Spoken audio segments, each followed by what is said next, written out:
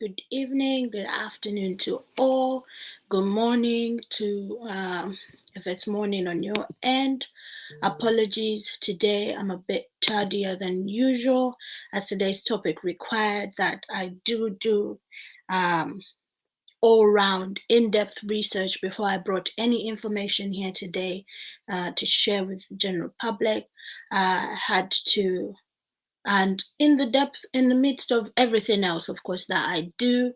So apologies for people who might be missing the show at the time that it should or usually is had, but I'm glad that I did get to come here today to be able to share with you the information that at least so far we've managed to gather up, and I hope that information that will be shared today will be insightful to understanding not only how the political economy is working, but how we can actually turn around the political question around our countries, around Africa, and attain power, a people's power, and start to understand imperialism to its depth.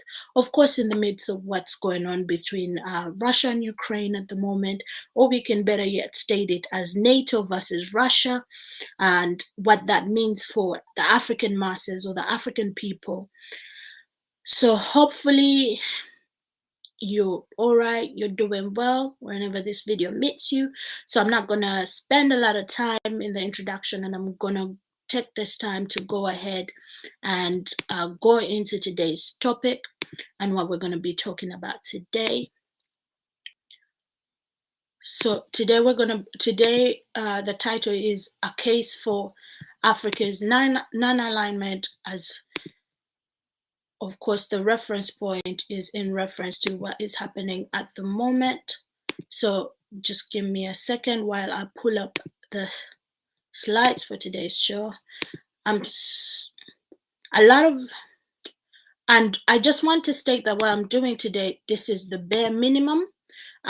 It's the bare minimum, and I do recommend that people actually take time and go and do further research into these topics, kubanga, because this matters. We live in a globalized economy, in a global world, and everything that happens around the globe affects us. And we're looking at the world right now, whereby the UN is not effective enough to cover the needs of the global world, but is only effective to cover the needs of key interests or just key countries in the council. So it's important that we start to understand how, on the global scope, we need the global organizations to start working for the global benefit and not for the benefit of a few nations. So, as I said, today's topic is going to be about a case for Africa's non-alignment in what's happening right now in Ukraine versus in Ukraine and the Russian war, or better yet, we could say Ukraine, NATO versus Russia at the moment. So for today, as always, there's a couple of sources that we're going to be looking at. But briefly, I do recommend the book White Malice by Susan Williams. This is a book that goes into depth of all the CIA, at least the ones that have been able to be recovered, or the ones that whistleblowers have talked. The main whistleblower being John Stockwell has talked about CIA's contributions to dismantling dismantling and disorganizing governments in post-colonial Africa. And then we're going to be looking at a paper that was written, Is Russia Imperialist, by Stansfield Smith. So firstly, I want to start this topic. We're going to start with, of course, a definition of fascist or so the question that today we're going to look at fascism versus a fascist, because people like Museveni have been put into the band of being fascist leaders, in the same category as people like, of course, Hitler, Stalin, and also had been recognized to be dictators. So a fascist is someone who identifies with or claims to speak for a whole nation or a group, is unconcerned with the rights of others, and is willing to use any means necessary, including the use of violence, to achieve his or her goals. Is a definition that is given in this book about fascism, a warning by Madeleine Albright. So, of course, I've talked about some of the leaders who have been viewed or described as fascists. And then the question that I want to pose today is, or this is my argument, that in the world that we live in today, there are two foundations. There are two foundations and pillars to imperialism and neocolonialism. And this is fascism itself, not fascism where you have fascist leaders, but fascism as a system. And also, of course, feudalism, which is evident in our global economy, whereby the rich get richer, the poor get poorer. And of course, fascism that allows for the creation of developed, underdeveloped worlds and the division of political economies in order to make one political economy be able to actually take resources and funds from another political economy back and forth. So you have the feudalism that's already happening within country, and then you have that also blow out on a global scale. So before we start today, we're going to look, of course, at King Leopold II in the Congo and the crimes that were committed by King Leopold II in the Congo. And this was the King of Belgium, who decided to go into the Congo and make all that land belong to him, and sign 40 treaties with the people in the with leaders that he did run into in the Congo, and then lead a total govern the country with just brute force, violence. It was genocide, killing over 10 million Congolese people. And that is a genocide that not only is not recognized in all, we do not even talk about it in academia, and we do not even talk about it at the height that it is, which is a Holocaust. And it's a Holocaust that was carried out in the name of colonization, where one man decided to control one nation, a huge, vast piece of land that was not empty, that had its owners and its people, but controlled it as solely his property. So here we start to see whereby people like King Leopold II do not even turn up in conversations about fascism or being fascists, but their regimes or their not only their intent but their forms of governance do cover the description, or let's say the definition of what this is. So we're going to go into a short video just briefly talking about King Leopold, and then from there we'll come back and continue with the program. The Congo Free State, the most land owned by one man. Belgium's King Leopold II was a man with imperialist dreams. But with a small country and military invasion of his European neighbors too costly an option, he set his sights on the continent of Africa, specifically on the Congo Free State, an enormous, newly explored territory that Leopold would rule as an individual rather than as the Belgian king. The Congo Free State was approximately 80 times the size of Belgium. It was larger than Britain, France, Germany, Spain, and Italy combined, and it belonged to one man. Beginning in 1879, Leopold's emissaries traveled up and down the Congo River, signing questionable treaties with 450 individual African landholders. Leopold acquired the Congo through one of the great con jobs in the history of the world. And what you also have to understand is that they were signing treaties in a foreign language that they could not read. Leopold finally had his private empire. But for the Congo's natives, it was the beginning of a long and deadly nightmare. The Belgian king began squeezing every ounce of rubber, ivory, and palm oil out of the Congo. A brutal and violent campaign of forced labor. Historians estimate that somewhere around 10 million people in the Congo Free State died between 1885 and 1920. Then, with the advent of portable cameras, pictures of these atrocities began pouring into Belgium. Outraged citizens demanded that the state be transferred to Parliament's control. In 1908, 1 year before his death, Leopold relented. But it would be another 52 years before Belgium ceded control of the 900,000 square mile country. It will take far longer to erase the scars of King Leopold's Congo Free State, the most land owned by one man. One man's greed is ugly enough, but when that greed takes on a mob mentality, stand back. It was every man for himself. And as you can see, as I might mention that King Leopold not only brutalized and killed all and killed a lot of Congolese people during his reign over the Free State of Congo, but he also used to take out Congolese people and take them to his personal zoo in Belgium, which was where Belgian people would participate and go and and go and look at African people. And this is a phenomenon that not only happened in Belgium, but was happening all over the Western world, where human zoos were created around African people.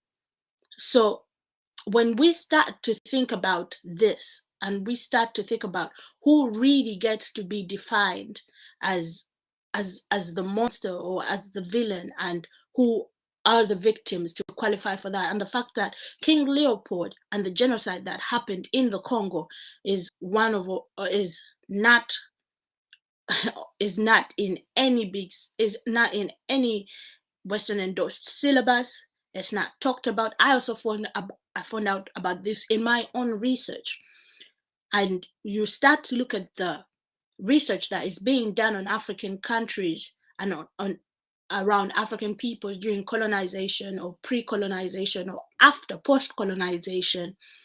And most of our history is fragmented and not all delivered to us, and is taken out of syllabuses because we continue to have a colonized education system.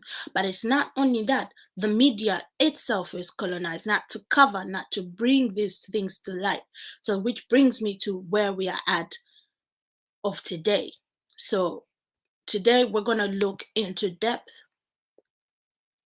as I said, in the situation that is happening right now.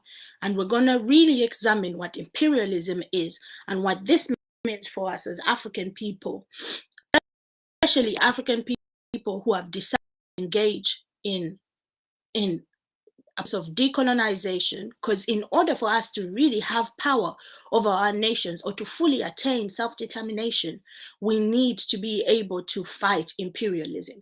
That is our biggest enemy. Neocolonialism is the highest stage of Western imperialism, and that is the era we live in today. So if we ever want to attain our own freedom, govern our own countries, we have to be able to understand the depth of imperialism, what it is, and be able to differentiate it when it does present itself and know where to attack. So this is more of a show where we have to know our personnel or understand who the enemy is. And once we do that, we can pick up on the contradictions that do happen when even there is war within the enemy's house. So we're going to start with imperialism, the highest stage of capitalism. I've talked about capitalism a lot in my previous shows, and if you have not been able to or not acquainted on, I'd recommend you watch a show that we did a while back on capitalism for reference. But the concept imperialism as the highest stage of capitalism shows itself in these different ways. The concentration of production and capital develops to such a high stage that it starts to create monopolies which play a decisive role in economic life. And we all know this to be true. There's a lot of monopolies that play a huge role in economic life. For example, when we look at when we look at who is even able to supply on the African continent, we did a show on Shell, or the Dutch Shell company, and it being a monopoly over the distribution of actual oil, which we even have oil in Bunyoro. So this is imperialism showing itself as the highest stage of capitalism, where those monopolies start to actually determine the economic life in those regions. Then you have the merging of bank capital with industrial capital, and the creation on the basis of finance capital, of financial oligarchy. And here we yet again see how the World Bank controls most of the money that comes in and out, and African nations almost have no say, but always has this debt to pay back to the World Bank. So we do not financially control any of the industrial capital, its creation. We have no finance capital. So again, yet again, you see imperialism acting out. Then you have the third one, where is the export of capital, as distinguished from the export of commodities, acquires exceptional importance. So export of capital is a very different aspect in relation to export of commodities. Export of commodities can occur in terms of, oh, we're exporting millet, versus export of capital, where the US dollar is exported capital, whereby all our currencies are put against that dollar to determine how much money can actually come out of your money. So here again, we have this as an indicator to be able to differentiate the two. Then so export of capital starts to be more important than the export of commodities themselves. Then you have the next one, where is the formation of international monopolist capitalist associations which share the world among themselves. And a clear example of this, we can look at organizations such as, we can look at NATO for one. We can look at the UN. Why is it in the UN, which lives to serve the whole world, there is a Security Council of a few? We can look at the G7.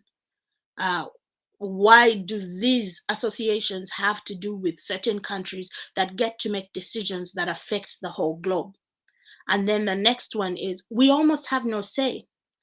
And then the next one is the territorial division of the whole world amongst the biggest capitalistic powers is completed. And this is what we're seeing in our era as we live today, with these organizations showing the contradictions within themselves.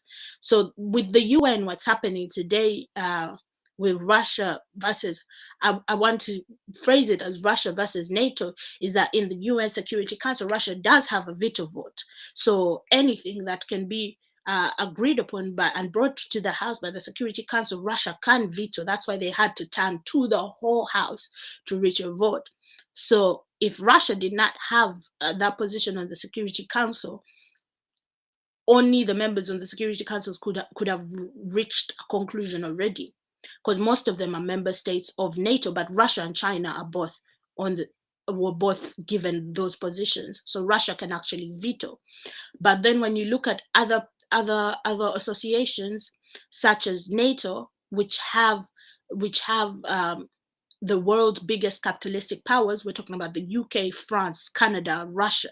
No, Russia is not part of NATO. You have the UK, France, US, Canada, most of Western Europe is in NATO, and now they have been expanding into Eastern Europe, but with the distinction of Russia not joining.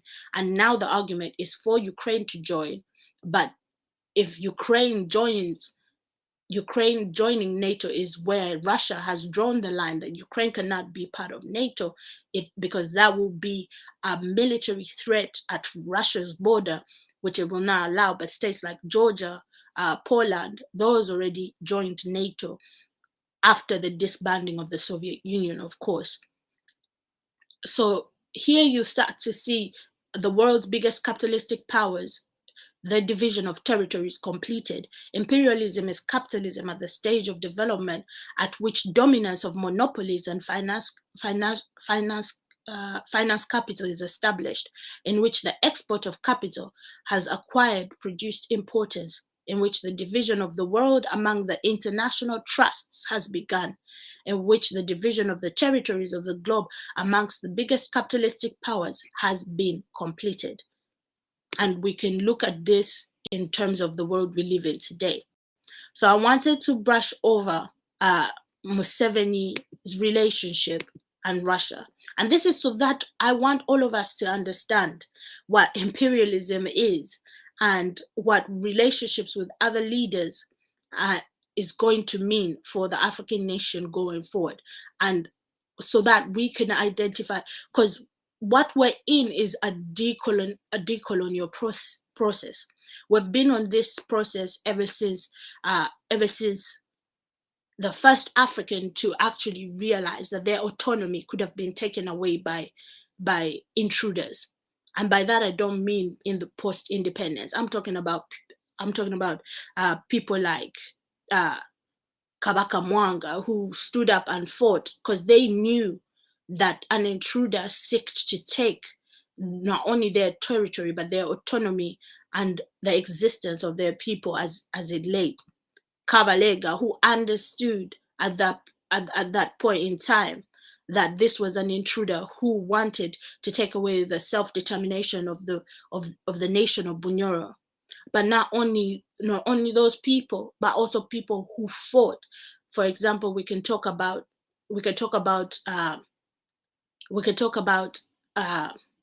one of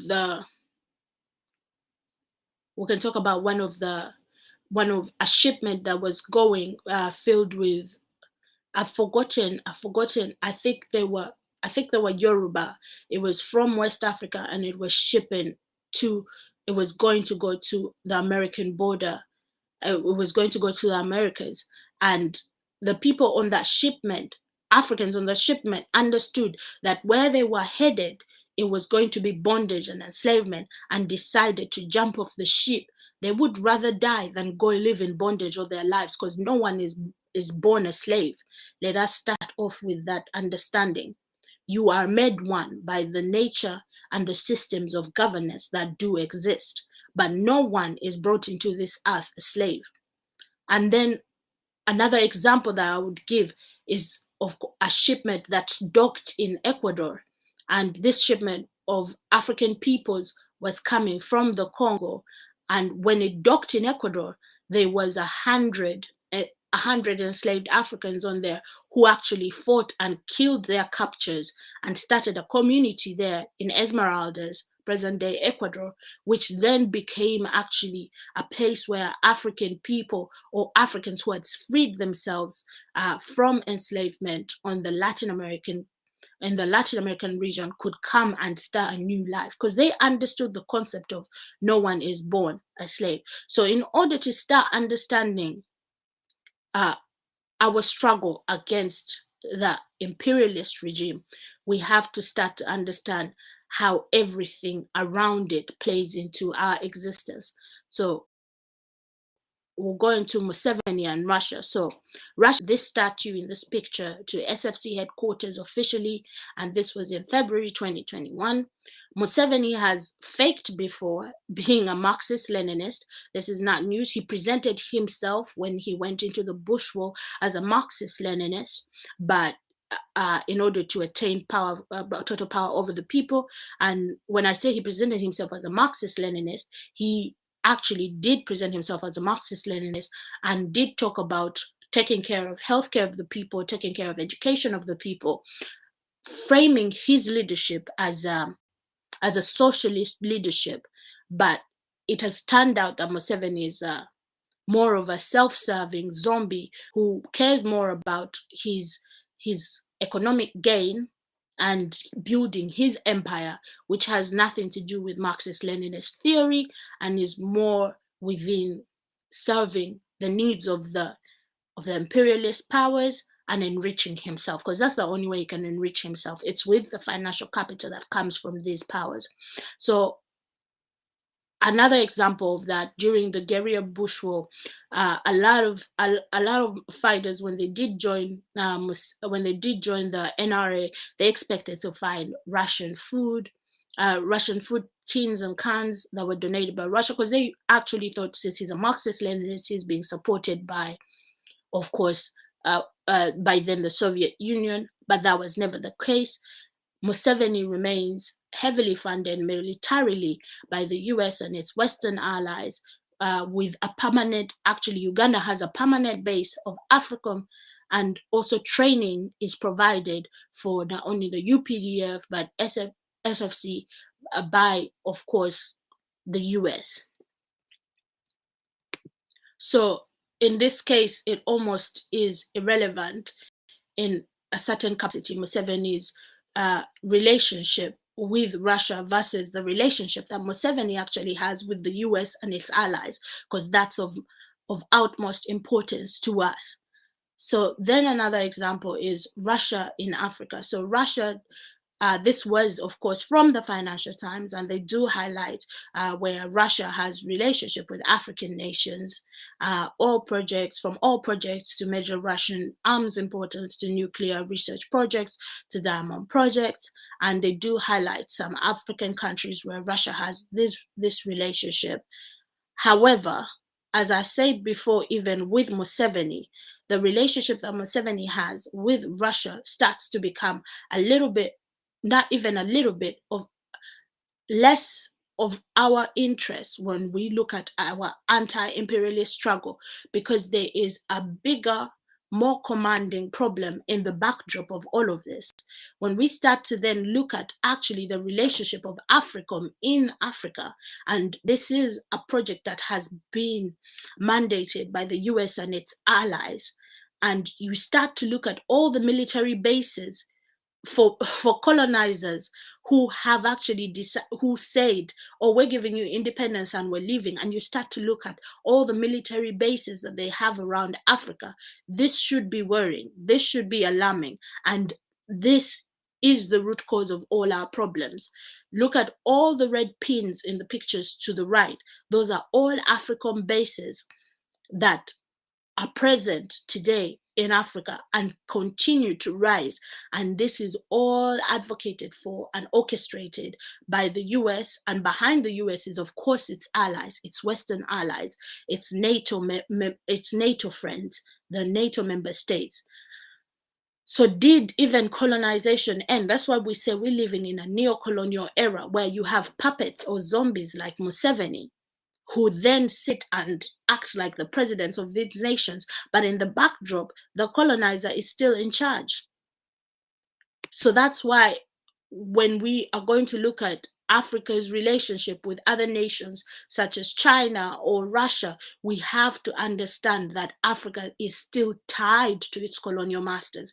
It has not parted away from its colonial masters. They play a huge role.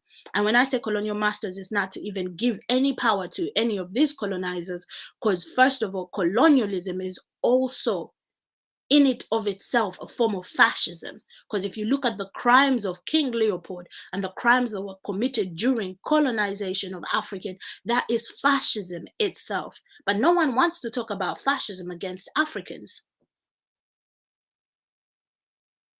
And it continues to this day with the killing of Africans in the Americas. That in itself is a form of fascism, where the police is brutal towards African peoples in the Americas, based off of a system of racism, a form of fascism in itself. The colonization of Africa was not only due to the political economical part of it, but was also then justified through a racist lens. Again, a form of fascism, where you have European philosophers talk about how Africa has nothing to add to the world to justify the colonization or the enslavement of Africans. That is fascism. But when it's to the case of Africans, it is not looked at as that, but it's looked at as a time frame in history where European powers once ruled Africa and left. But it's not the case till this day. And this tally where you see the red pins, this was up until what year was it? Up until 2018, the bases that were rising of AFRICOM that are orchestrated by the US, and behind it, it's its allies. So we continue in today's program to actually look at, now the question is Russia imperialist? So we start to look at, I just picked just a few that we're going to talk about today. Is first of all, let's look at Russia's strength amongst international capitalist monopolies. So the 2,000 companies on the list account for 39.1 trillion in sales, 32 trillion in profit, about 189 trillion in assets, and 5.6 trillion in market value.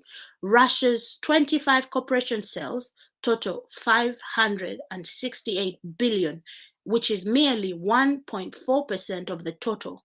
The collective assets amount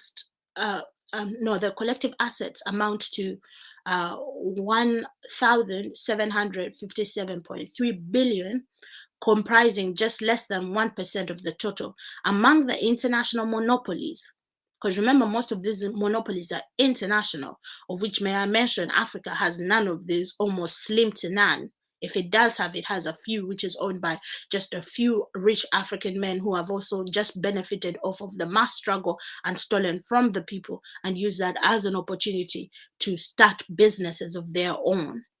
For example, Museveni and all those industries he's built around him and for his family and for his class and the business that they control, that's all attained through the mass struggle of the people, and they enrich themselves and their greed. So among the international monopolies, Russia is a very minor one.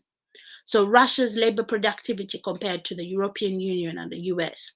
So labor productivity here measured by, of course, gross domestic product valued in US dollars will be divided by the total number of hours worked by the country's workforce. It stood at 25.4% in 2016 for Russia.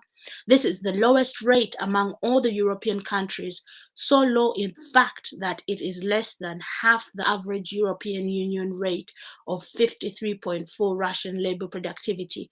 It is 36% of the US level, and US level is actually 69.9. Germany is at 68.1. So Russia remains mirrored in a backyard country's level of productivity, far from being able to compete with that of the advanced capitalistic centers. The World Economic Forum's Global Competitiveness Report, based on a combination of 12 factors, ranks Russia as 38 on their list, higher than several of the Eastern European countries. The report's ranking has improved Russia's position from 67th in 2012 to 2013 to 38th in 2017 to 2018. So as we can see here, we start to see when we think of Russia versus what Russia is when we look on paper. I'm gonna try and go through this a little bit faster because I acknowledge it's a lot of information, and I do recommend that you take screenshots and read it through, but also the article can easily be found. And what I will do, I can drop the article link here when we go into, we'll go into another video. I'll drop the link here back to this article because it has a lot of other information that I did not include. So we start to look at Russian exports of raw materials versus high technology goods. So in 2017, of the top export countries in the world, Russia ranked number 17 after Mexico, United Arab Emirates, and Singapore. China ranked first with about 2,263 billion in exports. The US was second with 1,547. Germany was third with 1,448 billion, and Russia up significantly from 2016, yet it's still only exporting 353 billion worth of goods. The World Bank also reported on Russia in 2017 that oil and gas account for 58% of its exports, metals for other 11%, 6% of food raw materials, 3% was wood, pulp, and paper, and 4% was precious stones and metals and other minerals. So Russia's top 10 exported and imported items in 2017 show that machine goods amounted to about 12.8 billion in export compared to 106.2 billion in imports. So it was actually Russia was actually was paying more for imports versus what it was gaining from exports. It was exporting about 12.8 billion in exports compared to the 106.2 billion that they were paying in imports. Russia's exports do not fit the pattern of an imperialist state, but rather of a semi-developed third world state, exporting primarily raw materials and relying on foreign import for advanced goods. That's something that we ought to understand when we start to look at Russia and its influence on African countries, or Russia in terms of thinking about Russia as an imperialist state. Why I'm doing this today is so that we understand what an imperialist state is and the threat that it is to African countries versus what a country that's seen as a world power and the threat that it is to African countries. I don't know if that makes sense, because you have imperialist states who are an actual threat to African countries, and you have world powers who have been building relationships with the African countries, but do not amount to the damage that is done by imperialist states. That's why I found it very important to start to differentiate, is Russia actually an imperialist state or a world power? So then we're going to look into Russia's ranking in export of high technology goods. And here we can start to see that imperial powers would be the leaders in the export of high technology goods.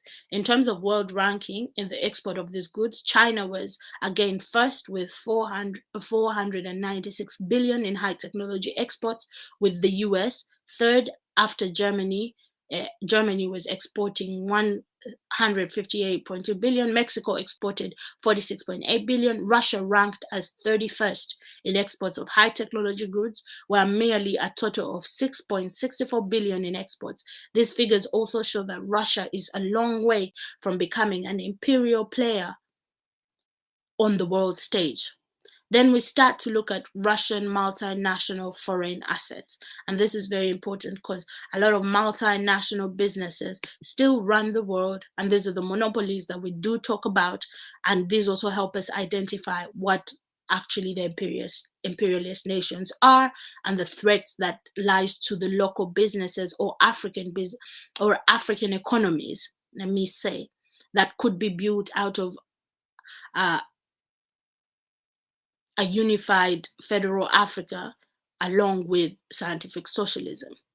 So it starts to talk about a study lists the top 100 non-financial multinational corporations as ranked by foreign assets, their investments in other countries. In this key measure of export of finance capital, 20 of these corporations are owned by the US, 14 are British, 12 are French, 11 are German, 11 are Japanese, 5 are Swiss. Isn't Switzerland supposed to be neutral?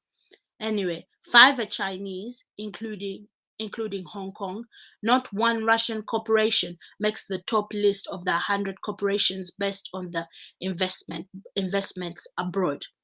Again, I repeat, this is a study to show the 100 non-financial multinational corporations as ranked by their foreign assets, meaning these are assets that they have installed in countries outside of their own, and their investment in other countries. In this key measure of export of finance capital, 20 of the corporations belong to the US, 14 belong to the British, 12 belong to the French, 11 belong to Germany, 11 belong to the Japanese, 5 belong to the Swiss, and 5 are Chinese, including Hong Kong.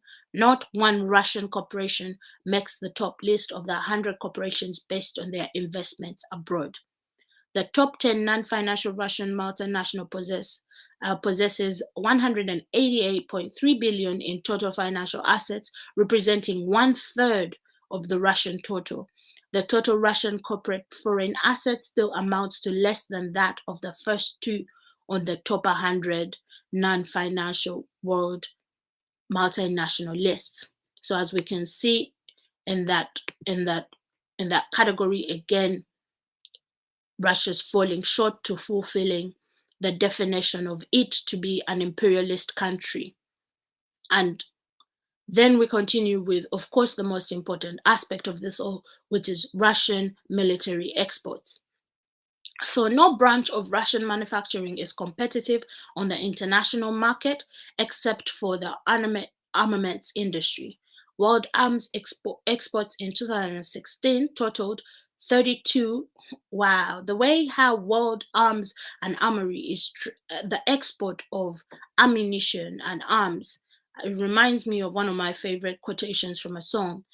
It costs billions to blast humans in half, and this is something that is pushed by these imperialist nations and countries, whereby war is part of the political economy. War is a source of income. War is used and as a source of income, and that's why we have our dictators run around, or zombies like Museveni run around, and rule by the force of the gun, because that is what is fueling money in and out. So I digress, but I go back to what I was reading from here that came from this article. World arms exports in 2016 totaled 32.262 billion and 31.106 billion in 2017. The Stockholm International Peace Research Institute lists Russia's arms export at 6.1 billion in 2014, down from 6.9 billion in 2016. The world's number one arms exporter is the US. The US exports the most ammunition or armory for warfare in the world, with 10.3 billion in arms sales in 2016 and 12.3 billion in 2017. The US accounts for 34% of global military sales, and Russia accounts for 22%. The US's arms exports are slightly more than double those of Russia. Here, Russia is falling behind, while US arms exports grew by 25% in 2013 to 2017. Compared to the 2008 to 2012 period, Russia's exports fell by 7.1% over the same period. Then we go ahead to talk about, of course, Russia's corporations among weapon producers. And then according to SIPRI, the world's top 100 arms producers made about 398.2 billion in sales and military servicing in 2017. Half of that sum went to the top 10 producers, 5 of which were US companies, while 1 was Russian. Of the top 100, 42 companies who are producing ammunitions belong to the US and 10 are Russian. So I think we're starting to see the difference in an actual imperialist world power versus a strong nation. So again, then we go on to the next one, which is Russia's foreign military bases and military budget. Russia has 15 military bases in 9 foreign countries. Only 2 of those are outside the former Soviet Union, and it's important of the Soviet Union was whereby we had the Soviet bloc of Eastern Europe, and so of course Russia would have some former military bases in those areas because they were a bloc once, and then they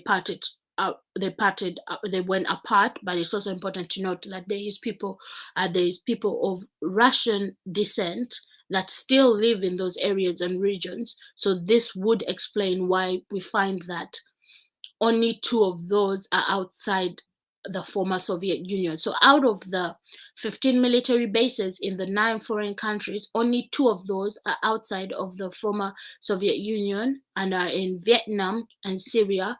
China has 1 base outside of China, and that's the base in Djibouti. However, the US has over 800 foreign military bases.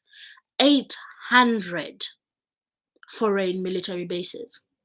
Compared to the US military budget, which SPIRI put at 610 billion, just the increase just the increase in the Pentagon budget this year alone is greater than the whole Russian military budget, which was 66 billion in 2017. Fourth after China and Saudi Arabia. The US actually spends, it explains why the US imperialism is a good place to start to explain why the US spends a lot of money on its military, spends a lot of money on its police back home, because that it imperialism can only be safeguarded by the use of force, and brute force at that. So lastly, of course, we're going to look at Russian intervention in other countries. I'm doing this so that we understand, because we are in an anti-imperialist struggle. In order to fully decolonize and reclaim leadership on our nations and self-determination, how we want, not only for Uganda, but for the African continent, because the liberation of Uganda, I will quote from Kwame Nkrumah, Dr. Kwame Nkrumah. Ghana was the first African country to attain independence. And as he stood at that podium at Ghana's independence, he said it loud and clear: the independence of Ghana means nothing until the whole of Africa is liberated. And it's important to understand that the scramble and partition of Africa only meant the coming together of these imperialist powers to deal and agree amongst each other how to govern together a whole territory that belongs to Africans for their benefit.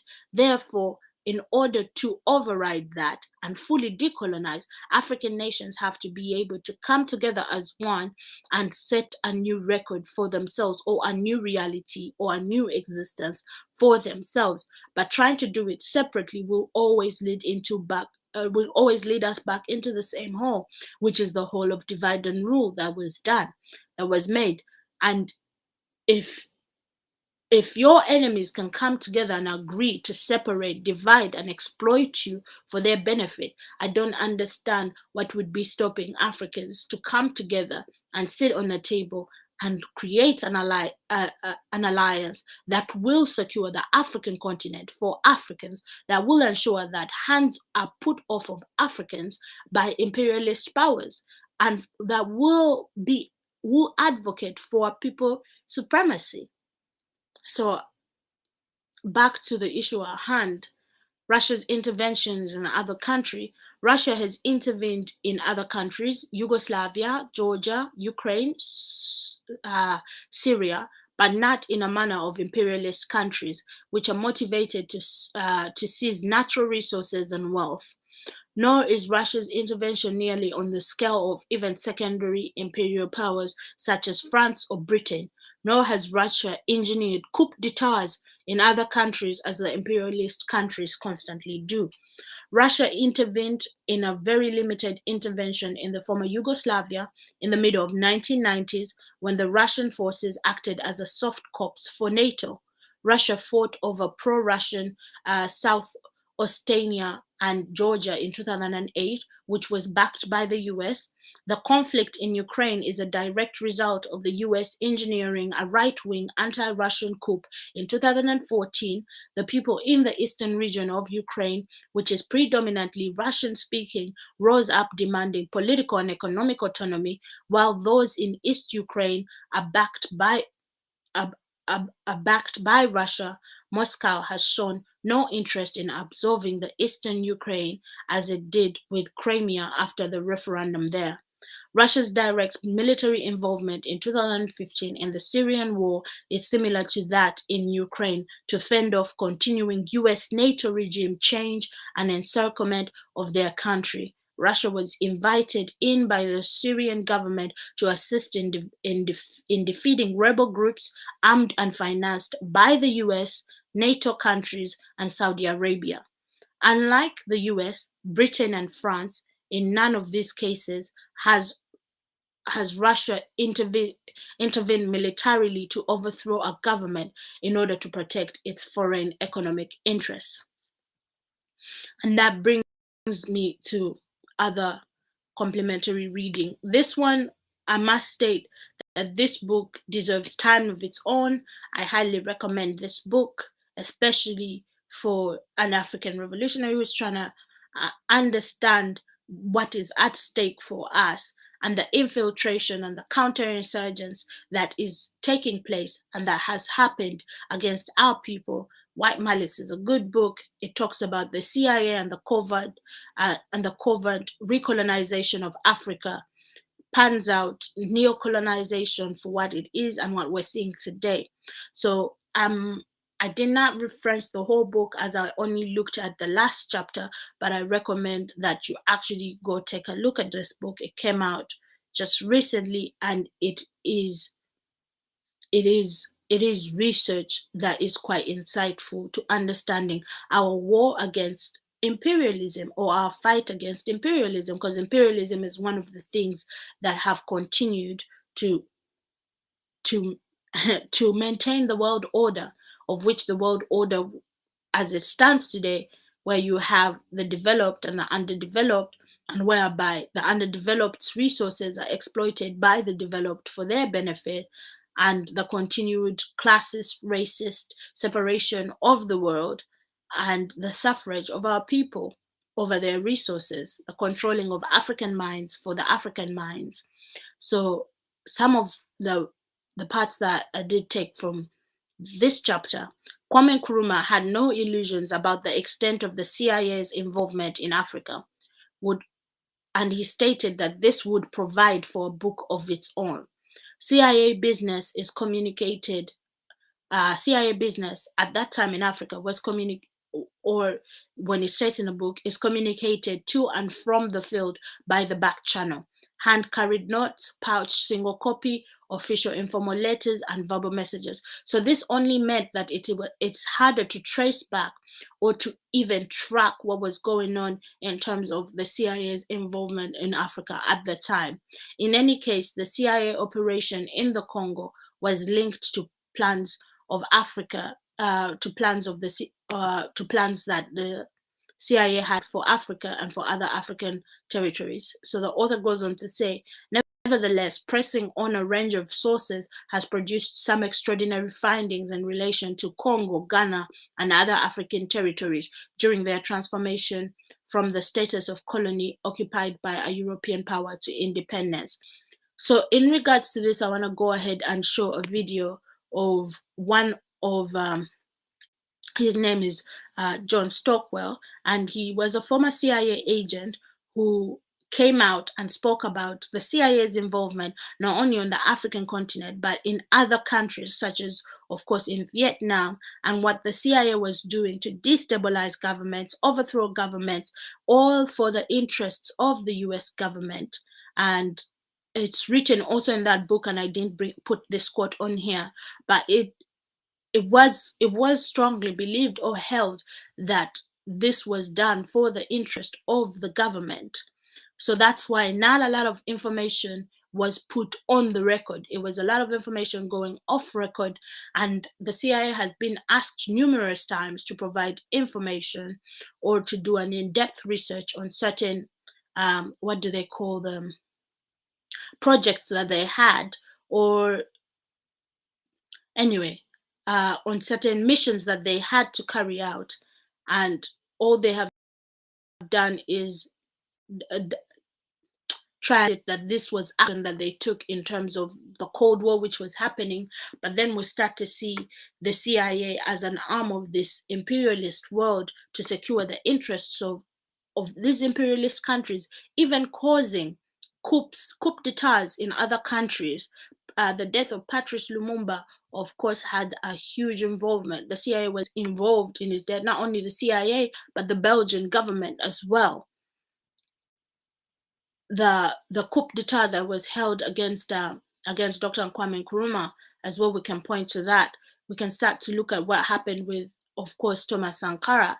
So I'm going to go ahead and play this video. Please do take time to listen to actually what he's saying, because this is someone who worked with the CIA and reckoned that this was not, this was information that the public needed to have.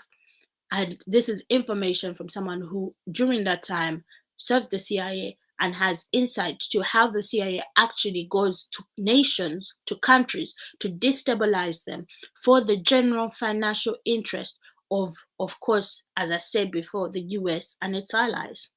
So I'll go ahead and play that. John, you were in Vietnam for the CIA, and as I understand, you were up country. What year? John, you were in Vietnam for the CIA, and as I understand, you were up country. What years were you there? 73 to 75, right after the troop evacuation, and I came out in the evacuation of April of 75. How long were you with the CIA? 13 years. I was a field case officer, served in Africa and Vietnam, and then eventually on a subcommittee of the National Security Council in Washington. You were in Angola, were you not?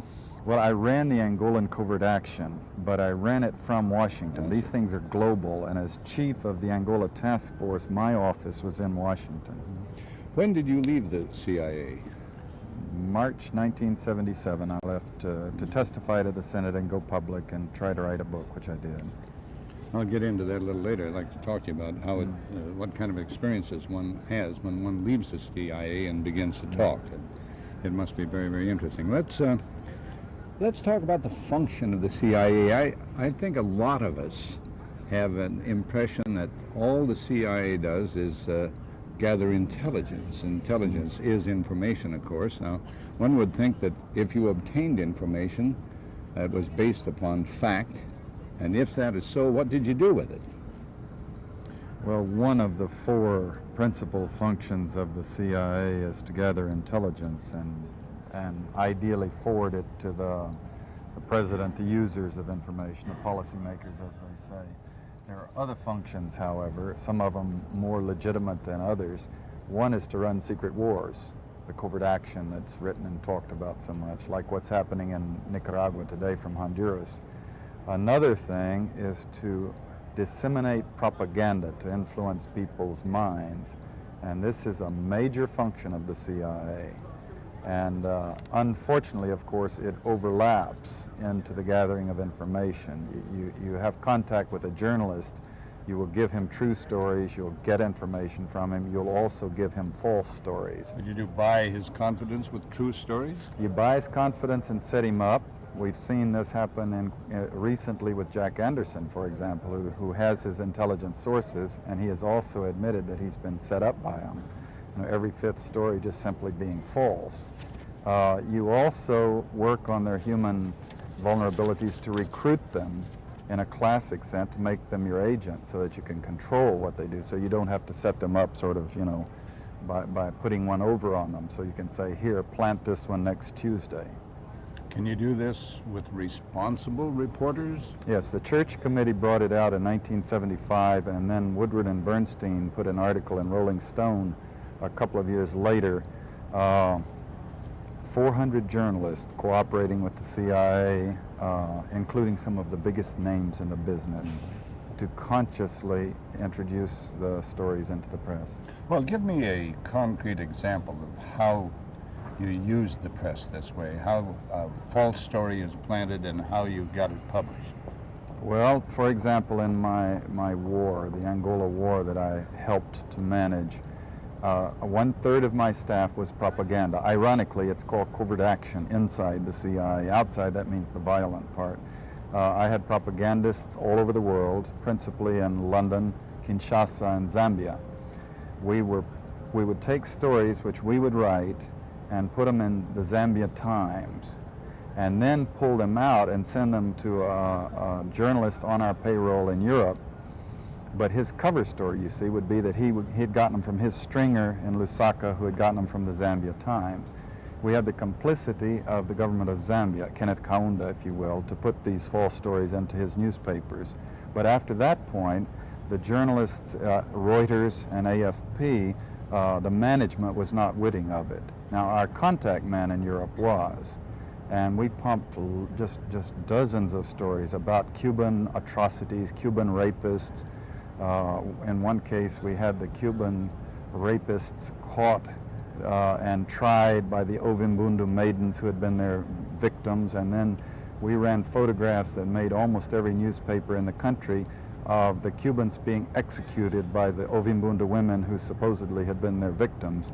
These were fake photos? Oh, absolutely. We didn't know of one single atrocity committed by the Cubans. It was pure, raw, false propaganda to create an illusion of communists, you know, eating babies for breakfast and that sort of totally false propaganda.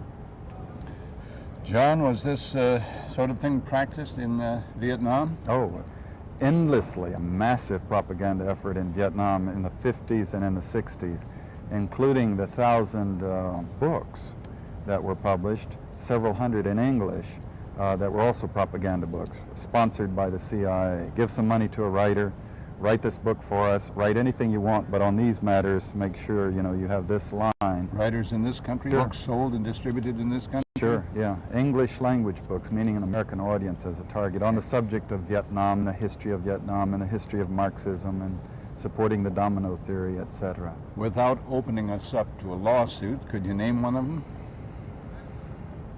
No, I could not.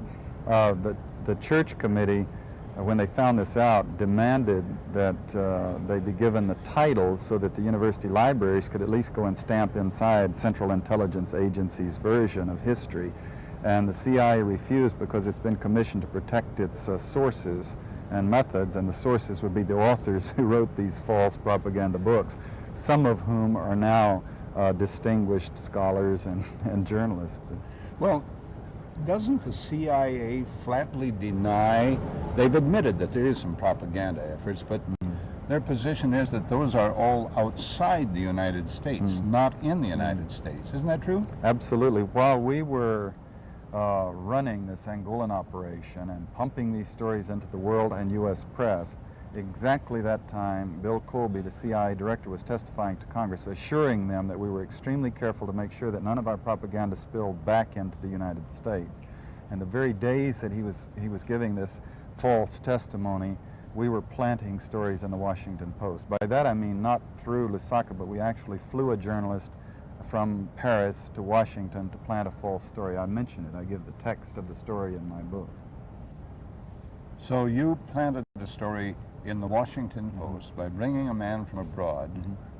You had no difficulty, got right past the editor with it? Yeah. Is this common? Is it easy? It's easier than you would think, yes. Yes. If it's on the line of, for example, if it's on the line of Grenada being radical today, we've had articles in the Washington Post, the Star before it closed, Time magazine, that could only have been written originally by the CIA, Soviet submarine base, terrorist training. Here's a little island where the major source of income is selling spice to the West, Western tourism, and a large United States medical school. Tiny little island, 15 miles by 10 miles across, with 70,000 people, with U.S. medical students in their cutaways and sandals and their noses in books wandering all over the island. And yet, major press organs, Time magazine, running stories about their being so radical. In Vietnam, John, what was your relationship, what was your role in relation to the press? Well, mine being the CIA's role, it was multifaceted. There were officers in the embassy, CIA officers, high-ranking officers. Frank Snepp was one, not high-ranking, but he was at in the Chief of Station's office, who met with the press regularly. It shared information with them, gave them information, and got information from them, and then periodically would put some story into that would be false, but also in other cases very valuable to the journalist. So even hard-nosed journalists who would never work with the CIA would consider it a useful source. At the same time, there are all kinds of people, you know, as journalists and case officers, many other case officers were really quite afraid of the press. We up country, when journalists would come up nosing around, we would hide and let the AID officer talk to them. Because we were simply afraid they would photograph us and write some article and have some allusion to what we were doing that would be unfortunate to our careers. They knew who you were, they knew you were CIA? Everyone always knows who the CIA people are. Let there be no doubt whatsoever. This is one of the biggest farces that the CIA and Congress have put on the American people. As Moynihan said, Patrick Moynihan said in testifying against this Official Secrets Act recently, he said at the UN, he said they swaggered around like Texas cowboys in 10-gallon hats and high-heeled boots. In Vietnam, we had yellow Datsuns and sequential license plates. So if you had a yellow Datsun and 144 on your license plate, you had to be CIA, and everybody knew it. Up country, we had emerald green Jeeps, and the Army had olive drab, and AID had gray Jeeps. And if you had a green Jeep, you had to be CIA. And any denial of that was only tongue-in-cheek, perfunctory. Certainly journalists knew the difference. What a disillusionment. You're telling us that a spook is not a spook. Alan Dulles wrote in his book, The Craft of Intelligence, the famous CIA director. In the foreword of his book, he says, an intelligence agent, contrary to popular opinion, has to be known as such. Otherwise, people with secrets won't know where to take them. He set up the policy, the precedent of traveling the world each year and assembling his case officers in hotels and having what you could only describe as a sales conference. Meetings in the hotel rooms, breakfast, lunch, and dinner and drinks together in the hotel rooms. You're talking about not an underworld, you're talking about ranking, privileged members of the police brotherhood of the world. CIA officers are not in danger, terrorists don't hit them. In every country where they can, they establish liaison with the local police. And inside the veils of their secrecy and protection, they're not fearful and they're not playing cover games. They're having lunch with the police chief. Mm-hmm. John, I'd like to find out what makes a man like John Stockwell tick. One, why were you in the CIA? Two, why did you quit the CIA? And I'd like to find out what has happened since you quit the CIA and began speaking as openly as you've spoken to us. Well, certainly that's a question as complicated as the dilemma facing the society about the CIA today. I went in Army Marine captain, conservative background. My father was an engineer in Africa, contracting to build for a Presbyterian mission, and I grew up in the Belgian Congo. About as conservative as you can get, I guess. In a missionary atmosphere? On a mission station with an engineering father, but humanist principles, high ideals, false, unrealistic ideals for the world. Education at the University of Texas, my service in the Marine Corps, active duty, all very exciting between wars. I was in a force reconnaissance company parachuting and locking out of submarines, very glamorous, but between wars, no one getting shot, no moral issues, if you will. And then the CIA recruited me right at the end of the Kennedy era. He had just been shot. Ask not what your country can do for you, but what you can do for your country. And all of the propaganda that had been put out on the American people against communism, the height of the domino theory, and my own naivete, thinking I was educated when in fact I was not. And I thought, going into the CIA, that I was doing the best thing I possibly could with my life in the noblest ideals of our society. Thinking I was bettering mankind by making the world free for democracy. And it just took me 13 years and 3 secret wars to realize how absolutely false that was, and the Church Committee's revelation simultaneously to the Vietnam and then the Angolan thing. It just took me that long to see the thing from a totally different light. And my basic ideals have certainly never changed in terms of basic humanism, basic sympathy for the people of the world. A service to this country that goes back so far, I don't even have to deal with detractors, I feel, who say I'm a traitor or whatnot. That's silly with the things that I've done with my life. But I think we are drifting from the values that we teach ourselves in school of democracy, of freedoms. I think we're selling out to a very small police organization who is absorbing American principles about as fast as the judicial and legislative processes can absorb them, freedoms of speech and press, and at the same time are continuing policies of killing in every corner of the world, right now in Nicaragua and El Salvador. I think I deplore that morally, but I also think it's extremely dangerous because it could flash so easily into a world confrontation with the Soviet, to the Holocaust, to the nuclear war. Well, what has happened? What has happened to you since you left the CIA and started speaking like this? Well, I've been sued by the CIA. I've been threatened by the FBI. I have not been beaten or mauled. I have exercised my right, as I see it, to speak out and lectured at length. They've made it very clear they don't appreciate it, and like I say, I've been warned that dire things could happen to me, but I don't know if these were bluffs or not. Nothing has yet. I've been sued for damages by the CIA, which is a certain irony when you think about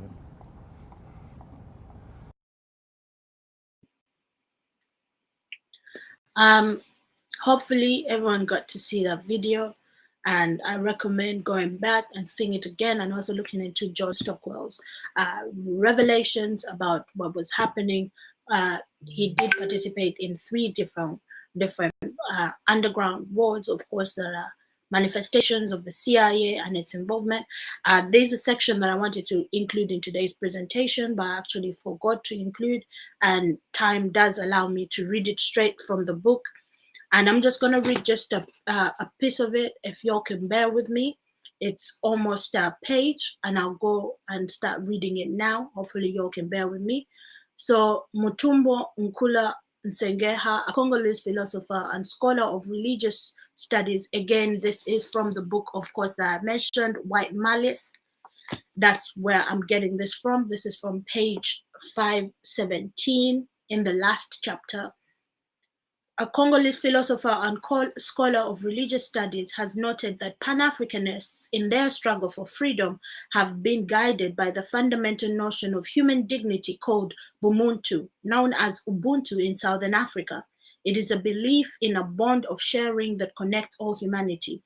I am because we are. Patrice Lumumba celebrated Bumuntu in his speech at the Proclamation of Independence on 30th of June 1960. In which he articulated the belief that one is a human being first of all, and such deserves the right to live and pursue happiness in unity with all others. Lumumba was deeply committed to these values and opposed to violence in all its forms.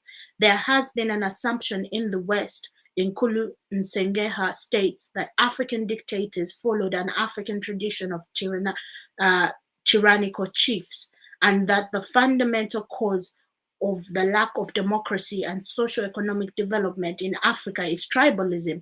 But he argues this is a colonial habit of mind which is contradicted by historic evidence. Such historic evidence is marbled throughout this book, the one that I'm reading right now. It reveals America's deliberate violation of democracy in African nations, where people had struggled against all odds to free themselves from colonial occupation and to achieve majority rule. This violation was accomplished in the name of American democracy. Many criticisms wrote Dick Bissell in a 1996 memoir have been leveled at the CIA for its activities during the 1950s and 1960s, especially in the field of covert action.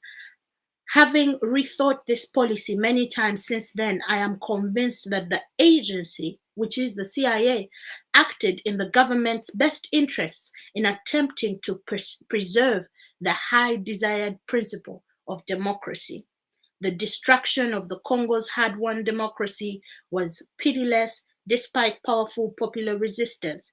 The expulsion of Lumumbists from government, despite their electoral victory, led to the second independence, a major in the struggle for democracy in the Congo. So yet again, we start to see what happens behind the curtain, what has happened to the idea of African democracy, what has happened to the idea of African countries governing themselves. It is an imperialist world power in the back curtain that uses all its resources to make sure that Africans or African nations stay in the same state that they were in during the colonial period, which allows for the exploitation of the raw materials. They even go a distance to cause coup d'etats or to support zombies like Museveni to stay in power through ammunition, through military support, over how he's represented on media, putting Museveni on media and blasting him as a dictator does not resolve anything if our incoming leaders are also leaning on the US for support in terms of leadership. What we need is to call out America for its imperialistic nature. Not only that, but its partners in Europe, and to actually demand for a world that whereby a few nations do not get to govern and control all activities that happen in other nations. So we shall continue with today's show as we head towards the conclusion, of course. So conclusion to Russia being an imperialist power. And I want to make this very clear as we complete today. Russia can be ranked as one of the world's most powerful states only based on its military strength. Economically, it shares the characteristics not of an advanced capitalist state, but one on the capitalist semi-periphery. It plays a very little part in the quintessential imperialist activity, the export of capital to the periphery and the extraction of profit from developing countries' labor and resources. Russia doesn't play a huge role in this. As you can find, America, Britain, France, those play a major role in this. Russia's financial capital is small, its exports predominantly raw materials, its industry is weak, its multinational corporations are minor, its economy plagued by low labor productivity. Imperialism continues to be the main danger to life and well-being of the peoples of the world. Our problems, humanity's problems, are rooted in the imperialist domination of our nations and our lives. Specifically, this means the rule of the US imperialist boss and the secondary imperialist powers in its orbit, which are the Western Europe, Japan, Canada, and Australia. Russia, while a capitalist country bullied by the US because of its independence, like Venezuela has been, Iran has been, Gaddafi's Libya was bullied, and Gaddafi was actually killed because Gaddafi ever dared to even suggest an African currency. Nicaragua, or an economy that focuses on Africa and Africa's development, Nicaragua is not part of any imperialist cabal that threatens us. Rather, the world powers of Russia and China find they must respond to imperialism's efforts to subordinate them. Fortunately, their inconsistent resistance does provide openings for other peoples and countries to assert their own national sovereignty, and that is very important. When this happens amongst these world powers, for example, where you have China, which is going to be bullied by, because it's not part of the core, which is, of course, the US and its European allies, or when Russia is bullied by the US and its European allies, this creates a crack for us, for other nations that are also being bullied by the same imperialism, to reassert ourselves. So here we can begin to line our revolutionary efforts in how to address this imperialist power. And I think Eritrea recently came out and gave a good example. And this was the emergency meeting that was had. This was on March 2nd, and this was Eritrea's response to why it voted the way it did. Eritrea is taking the floor in explanation of the vote after the vote on the draft resolution A/ES-11L1 was during a UN Council meeting. Eritrea firmly believes that respect for sovereignty, territory integrity, and political independence, as enshrined in the United Nations Charter, sacrosanct principles and should be respected by everyone at all times for the attainment of sustainable world peace. Eritrea's vote is a demonstration of its uncompromising stand for peace. Its position is against internationalizing incessant rhetoric and impositions of unilateral sanctions, which regrettably further polarize international relations and escalate the situation with enormous implications for civilians. Instead, we have consistently opted for world regions to be given the needed space and solidarity to address political problems. The situation between Russia and Ukraine raises serious concern with political, economic, and security ramifications for Europe and the rest of the world. It requires immediate resolution by giving more chances to diplomacy. We hope that the ongoing talks between the two parties on the Belarusian border yield a quick and acceptable agreement to stop the war and pave a foundation for peace in the region. Eritrea opposes all forms of unilateral sanctions as illegal and counterproductive. This is because the US and its allies were pushing for unilateral sanctions against Russia. So Eritrea stood up and actually opposed this as it was being presented. And this is their statement as to why. Eritrea as a country that has been subjected to such measures by the West. This is a nation that is demonstrating integrity in its character. Eritrea as a country that has been subjected to such measures by the West for 2 decades. Unilateral sanctions have been placed on Eritrea for 2 decades by the West, including new sets of unilateral measures, understands that sanctions do not resolve the problems of peace and security. On the contrary, they only hurt innocent people and undermine the road to peace. It will be remiss if I do not address distributing reports that African citizens living in Ukraine are facing difficulties to cross the borders. We call on all countries to facilitate safe passages to people fleeing for safety regardless of their racial identity.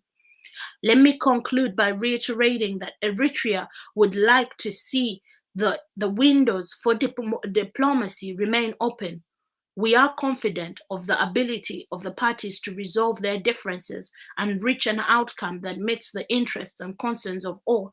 We hope that the international community constructively supports the parties in their search for sustainable peace. But what does the US do? They have been shipping armory to Ukraine on a constant basis.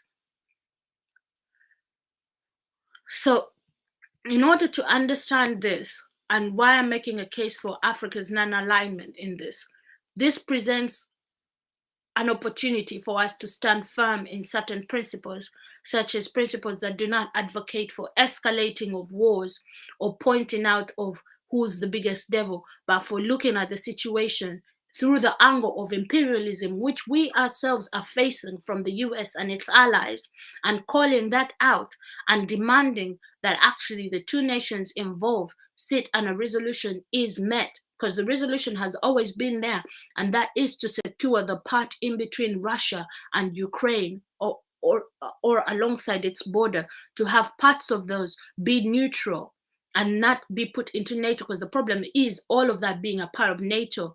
And again, I mentioned Russia remains the one state out of all the states that used to be in the Soviet Union that are still threatened militarily and aggressively by the US and its allies. So as residents of the world, especially as us, yet again, oh sorry, I forgot to share again the screen. As residents who are being threatened by the same imperialism. For example, this I got from the website of United States Africa Command. And these are all the projects in 2020 that the US was having with mercenaries in Uganda. US Marines support Ugandan People's Defense Force, and we wonder where these people are getting all these ammunitions and guns that they use to suppress the people. AFRICOM delivers equipment for strategic partner Uganda. Virtual Communication Forum centers on female roles in cybersecurity. Again, that's training that's being given by the United States Africa Command, which is literally just AFRICOM, which trains African personnel. Again, to do it's the same thing in colonization, that you had the educating of the bourgeoisie in order for them to take power and for them to be representatives of the colonizer without the colonizer being involved. So it's the theory of having the invisible hand, the person who is not there to mix up, or the puppeteer who controls the puppets, who are given training and support. And yet again, don't forget, as John Stockwell did say, this is done over massive propaganda and brainwashing. But when it comes down to it, it comes down to how much individuals are willing to just look at their accumulation of wealth versus looking at the reality of our people and what's happening to our people as a community. So DoD supports African partner nations in multiple ways. They do bring armory, they do train personnel as well. And this is something that's been happening in Uganda for a long period of time. When we look at the war that happened in the Acholi region, that was also an opportunity that Britain and the US wanted to use to set up an AFRICOM base in Uganda. There is an AFRICOM base in Uganda. Museveni has allowed for this and did get massive support. We do get a lot of ammunition coming into Uganda for us to go fight in Somalia. So you have Africans being used by these imperialist powers to fight for their own interests. For example, Ugandans in the Congo, or Rwandese people in the Congo. That's Africans looting other Africans for the benefit of the US and its allies. We need to start to understand that that's the situation of imperialism that we're at. And if we remain at that stage, it's never going to be a stage whereby we can express self-determination, govern ourselves the way we want to, because the premise is always that we are serving an imperialist power's best interests. We will never govern our people how our people will never get to govern themselves how they want to, and poverty will only continue to show up in our nations, and the rich class will only begin to shrink, and the poor class will only continue to grow. So, as I said before, today's presentation was to state, first of all, to understand how to differentiate the imperialist powers versus world powers, and to think about our struggle against imperialism itself. And as an anti-imperialist and people looking to really decolonize the African continent, in order for us to determine a level of self-determination in its fullest form, in its manifestation through a federacy of the nations that did exist, we have to be firm in our voice against imperialist powers. We have to understand what the imperialist powers are and what they use. And from this presentation, as you can see, propaganda and the media is number one. That is a strong tool that is used. So whenever you get information, think about who you're getting it from, and then try and then dig around what else is out there. And then think about it from your point of view. Always center your point of view as an African. What does this mean for us? What are the contradictions that this is presenting in terms of our position? That is why, as African people who have seen what's been happening on the Ukrainian border with Africans, I am surprised to see Africans signing up to go fight in Ukraine. When you have other Africans in Ukraine who automatically said no to fighting for Ukraine because they understood, if I'm seen on the battlefield, I'm going to be identified with NATO and I'm going to be killed immediately. So there is a gap in knowledge and a propaganda tactic in terms of gap in knowledge that's being produced in order for people to understand this war or conflict in different ways. And also, a lot of pages have been blocked off Twitter. That's been happening, that have been bringing news out from a neutral standpoint. They're not pro-Russia, they're not pro-Ukraine. They're just bringing the news the news independently as it should be. And they've been blocked off of Twitter. And we can start to see also these multinational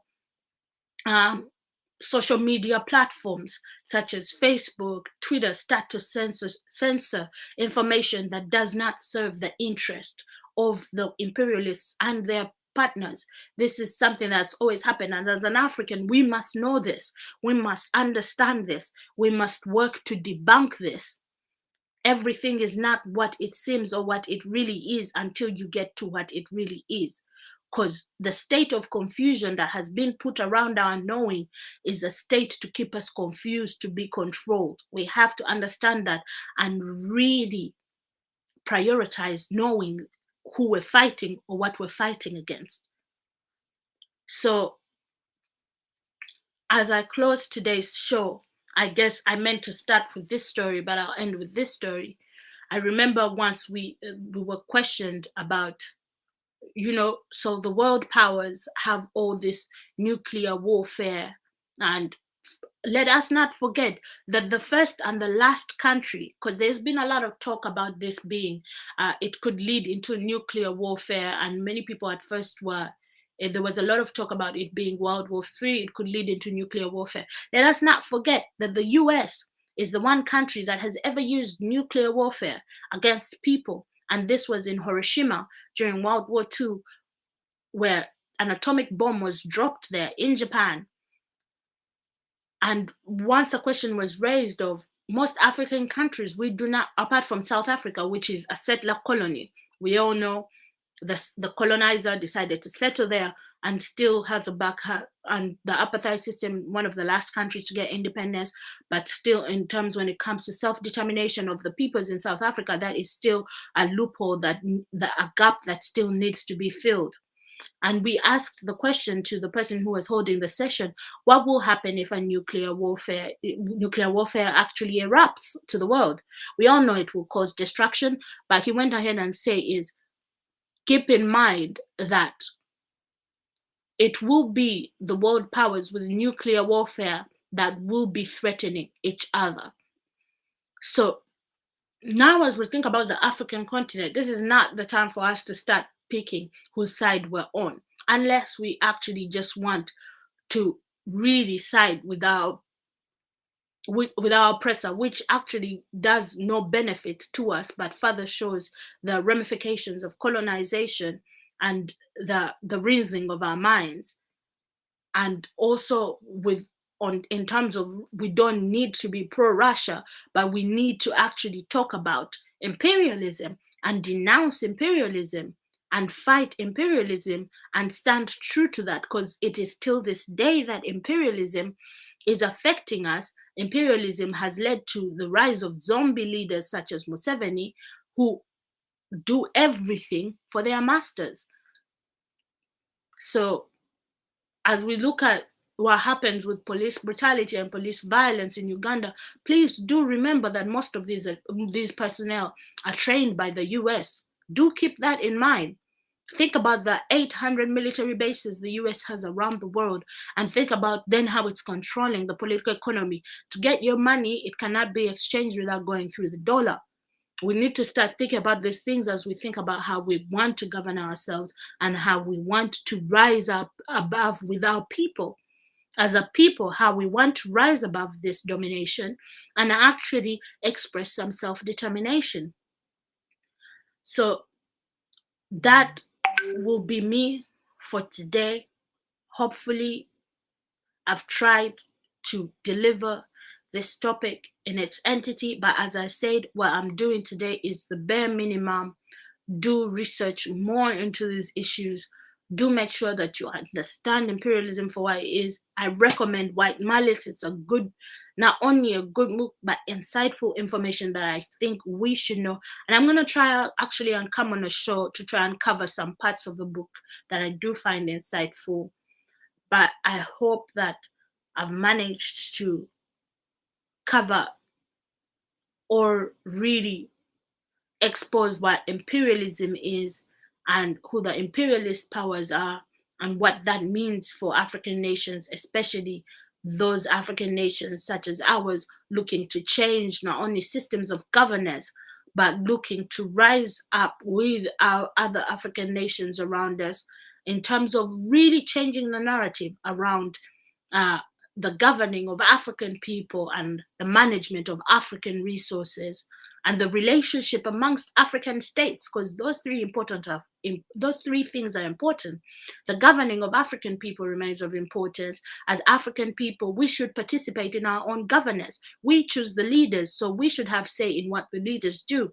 The management of our resources, you cannot have multinational institutions or foreign capital determining how our resources are redistributed and used around the world and what gets to be done on our land. Like African land is very arable and we can grow food to fill the world, but why is famine a problem in Africa?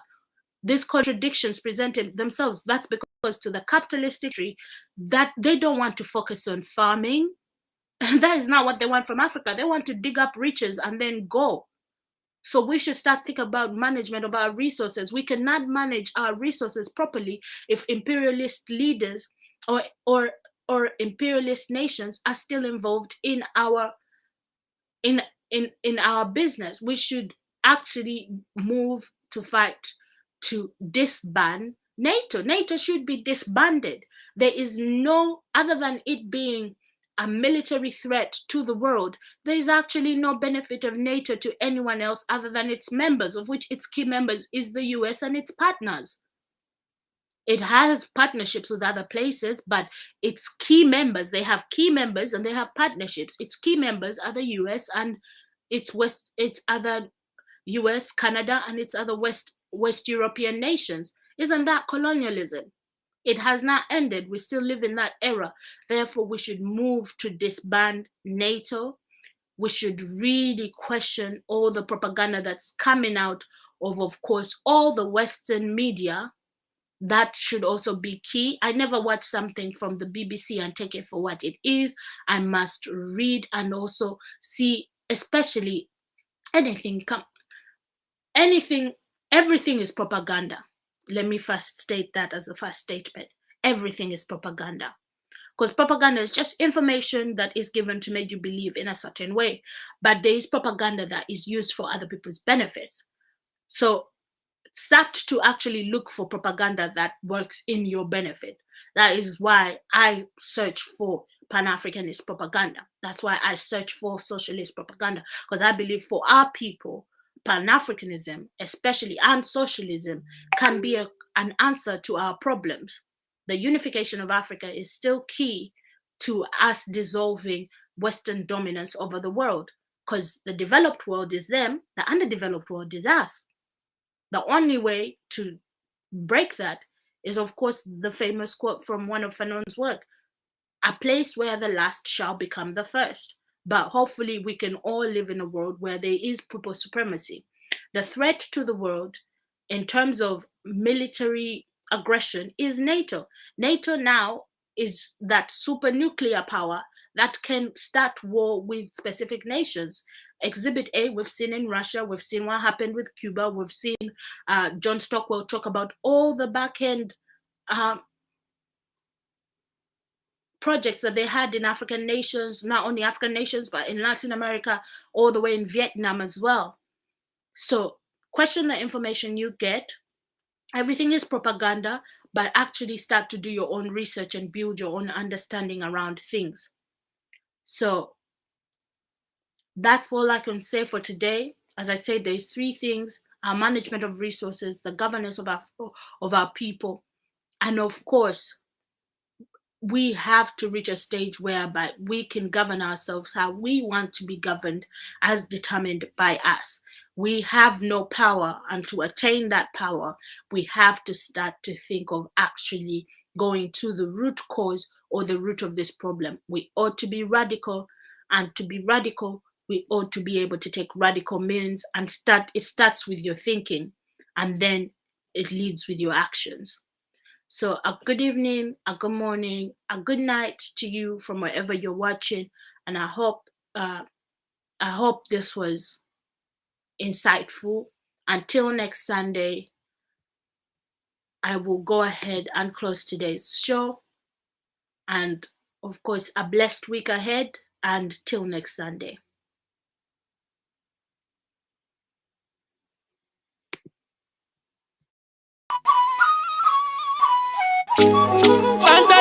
Bantate, abalangira bantate mirembe. Kenzo mulangira suna tese akama walero. Ano kama, kabuliro yo kwenesiga. Akama, kagamba munago mwesigwa.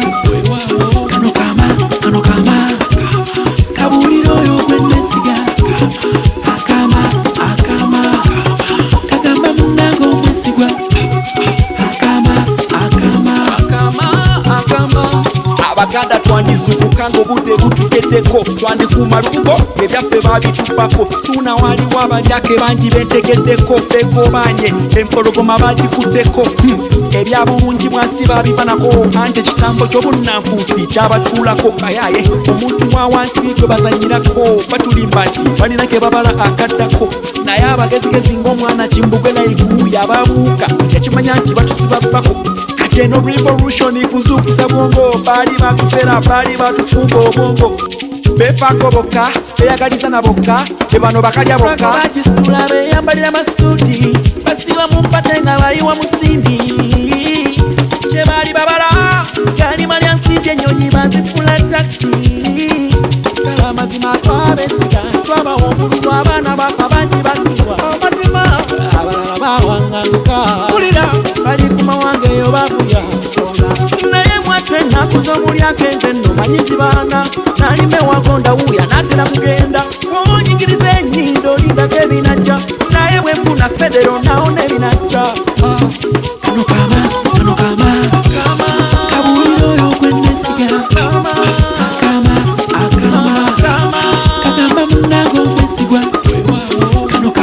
kano kama kabuliro oyo gwennesiga kagamba munange omwesigwa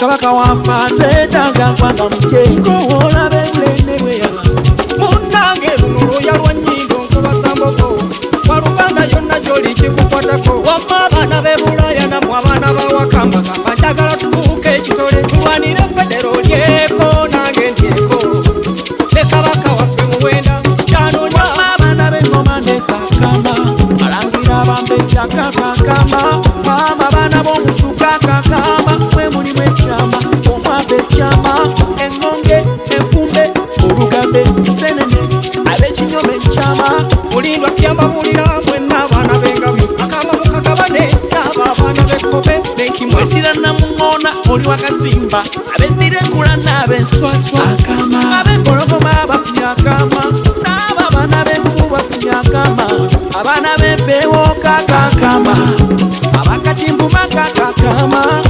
ab'engona mu abaana b'enje akama komukabulira abo abaana b'ekibe ab'embwana mu ab'ekibe akama mukakasuka eri mu baana b'envuma abaana b'embamba akama mutima nenge waliwo akama endiga enjovu kakakama embuzi n'enjobe kakakama engerebwe n'enkeje kakakama obutiko n'akasanga kakakama wamma bekebuka akamakama mukagabane n'abenjaza muno mulanga basoga bakyoli bagisu banyero batoolo banyakole anti akama munanga akama mwenna akama kembagamba federo tuve mu munino tukwatire wamu mu lutalo lw'okunoonya federo katonda yamba okumire